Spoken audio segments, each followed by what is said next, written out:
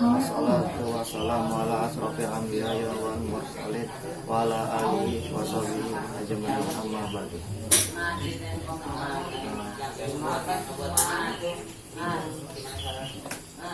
Segala puji bagi Allah, Tuhan semesta alam yang telah memberikan segala nikmat bagi kita semua selaku hambanya, sehingga kita dapat bermuhajahah pada kesempatan kali ini.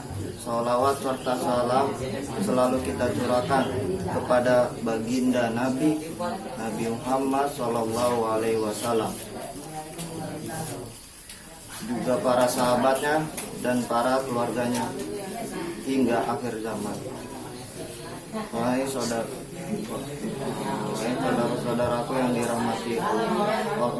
dirahmati oleh Allah, saya akan membawakan materi tentang pembakaran bendera tauhid.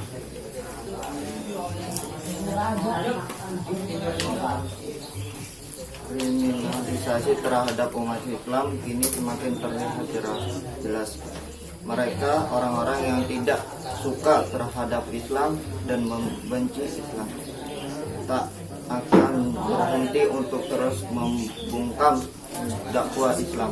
Bahkan kini mereka bukan hanya menyerang dari luar, tapi mereka juga menyerang dari dalam dengan memasuki tubuh-tubuh umat Islam.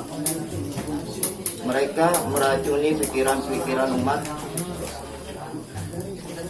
Mereka menghancurkan pemahaman umat tentang Islam, dan semua itu akan membuat umat Islam terus terperosok ke dalam, terus dipukul mundur dan kemudian hancur. Saudara-saudaraku sekalian, Al-Liwa dan Ar-Raya adalah bendera Rasulullah SAW, banjir Rasulullah SAW yang menjadi lambang persatuan seluruh umat yang akan menyatukan kita semua. Tapi dalam beberapa waktu lalu bendera itu dikriminalisasi, saudara-saudara. Mereka membakar bendera itu. Mereka membakar panji Rasulullah SAW yang padahal di atasnya tertulis kalimat La ilaha illallah Muhammad Rasulullah, yang dimana dengan kalimat itulah kita berislam, dengan kalimat itulah kita hidup, dan demikian itulah kita tetap berjuang, dan demi kalimat itulah kita mati. Oleh karena itu,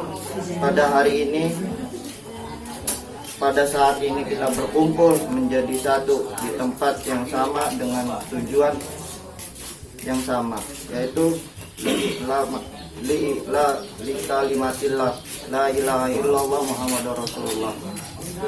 Sekian dari saya. Wassalamualaikum warahmatullahi wabarakatuh. Assalamualaikum warahmatullahi wabarakatuh. Waalaikumsalam warahmatullahi wabarakatuh.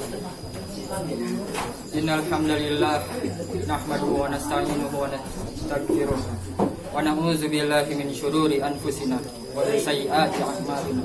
May yahdihillahu fala mudilla lahu wa may yudlilhu fala hadiyalah. Allahumma shalli ala sayyidina Muhammad wa ala alihi wa sahbihi ajma'in. Amin. Wahai jamaah yang dirahmati Allah, tahukah kalian siapakah itu ahli Al-Quran? Dalam riwayat hadis Ibnu Majah, hadis ke-215 dari Anas bin Malik radhiyallahu anhu, beliau berkata bahwa Rasulullah bersabda, qala Rasulullah sallallahu alaihi wasallam, inna lillahi ahlina minan nas. Sesungguhnya Allah memiliki keluarga di antara para manusia.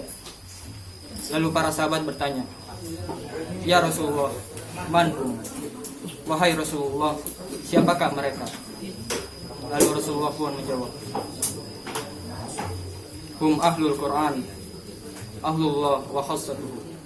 Merekalah ahli Al-Quran, keluarga Allah yang terpilih olehnya. Pada hakikatnya seluruh orang beriman adalah ahli Al-Quran, sebagaimana Rasulullah SAW bersabda, "Autiru ya ahlal Quran, autiru ya ahlal Quran, autiru ya ahlal Quran." Berwitirlah wahai para orang yang beriman di antara kalian kepada Al-Quran. Rasulullah melakukan itu setiap malam untuk menyuruh para kaum muslimin berwitir setiap malam. Tetapi dalam Al-Quran Allah telah menjelaskan ada 3 tingkatan orang-orang yang berinteraksi dengan Al-Quran. Tingkatan pertama yaitu zalimul li nafsi. Mereka adalah orang-orang yang menganiaya diri sendiri, yaitu orang-orang yang tidak memanfaatkan Al-Quran sebagai petunjuk hidupnya, yaitu orang-orang kafir, orang-orang yang zalim dan mengingkari Al-Quran. Lalu golongan kedua yaitu muqtasid, orang-orang yang berada di pertengahan, yaitu orang-orang yang telah beriman kepada Al-Quran, tetapi mereka tidak melakukan seluruh isi Al-Quran, hanya sebagian yang mereka amalkan. Mereka masih tidak konsisten dengan seluruh amalan yang berada dalam Al-Quran. Maka dari itu, jangan jadikan muqtasid ini sebagai pilihan hidup kalian, karena muqtasid dapat selangkah dekat dengan kezaliman dan juga dapat menguntungkan, yaitu dekat dengan menjadinya kita ahlul Quran. Dan golongan ketiga yaitu sabiqun bil khairat. Mereka lah para ahli Al-Quran. Mereka telah mengoptimalkan seluruh isi Al-Quran dalam kehidupan sehari-hari. Mereka telah menaati, mengamalkan, menghafal, juga membaca Al-Quran. Oleh karena itu, jadilah ahli Al-Quran karena Allah.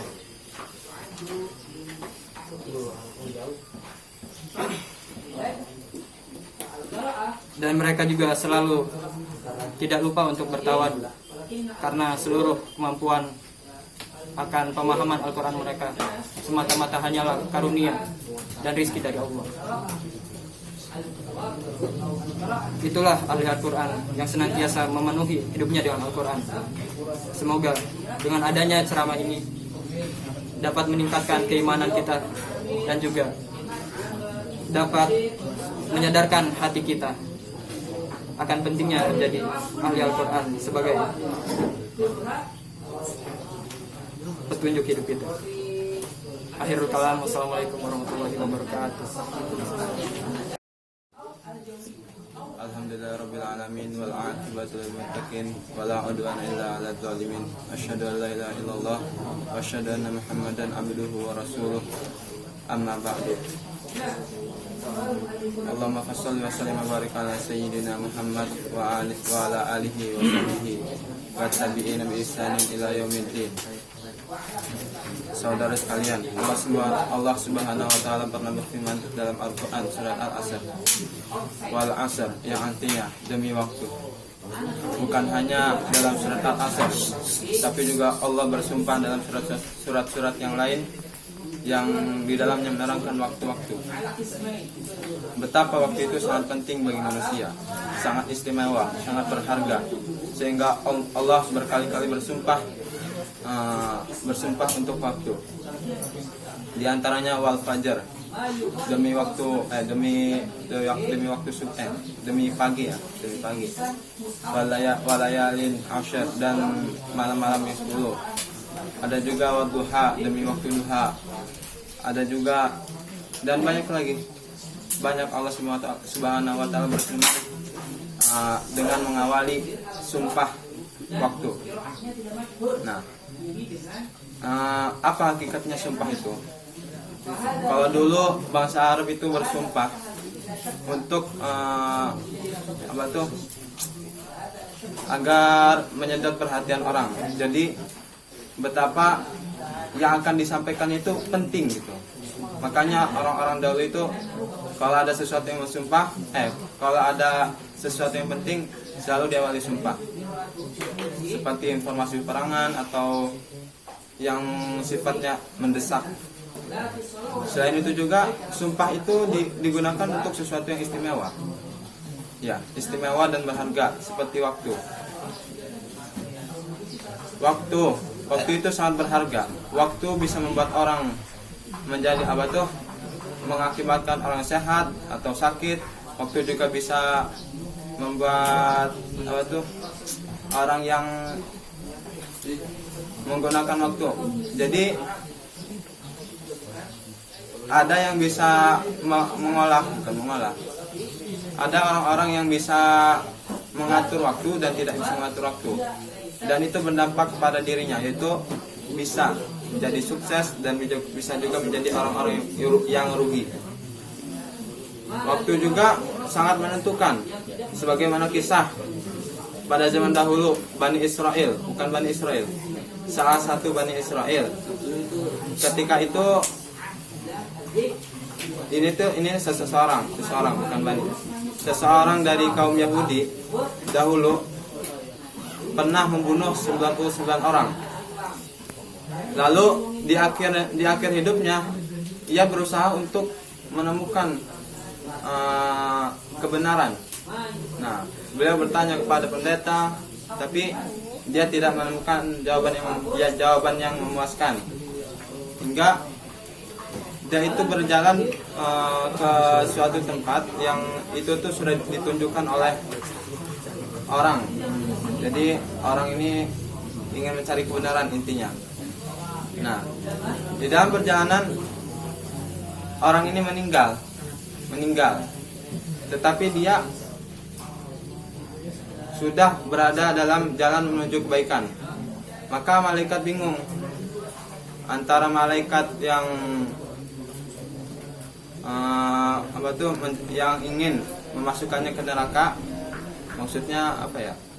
Ya gitulah. Dan yang ingin memasukkannya ke surga.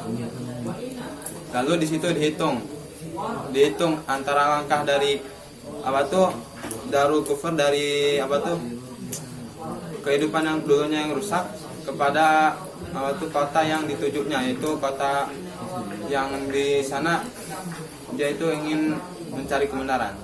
Ternyata dekatnya kemana? Dekatnya kepada kota yang yang dia ingin mencari kebenaran sana gitu. Nah, disitulah dia dimasukkan ke surga. Jadi sedikitnya waktu, meskipun seseorang itu hidup 60 tahun, jikalau 1 tahun saja dia usahakan, dia maksimalkan, dia bertobat, maka itu akan mengantarnya ke surga. Betapa waktu itu penting, betapa waktu itu sangat menentukan, ya, dunia akhirat. Nah, karena itu kita tidak boleh menyia-nyiakan, melena-lenakan waktu. Harus memanfaatkan waktu sebaik-baik mungkin. Dalam hadis juga diterangkan bahwa 2 nikmat yang Allah berikan yang paling sering dilupakan oleh manusia, yaitu nikmat sehat dan nikmat waktu luang. Maka isilah waktu-waktu luang kita dengan sesuatu yang bermanfaat, yang baik bagi kita dunia akhirat. Wa'afu minkum. Wassalamualaikum warahmatullahi wabarakatuh.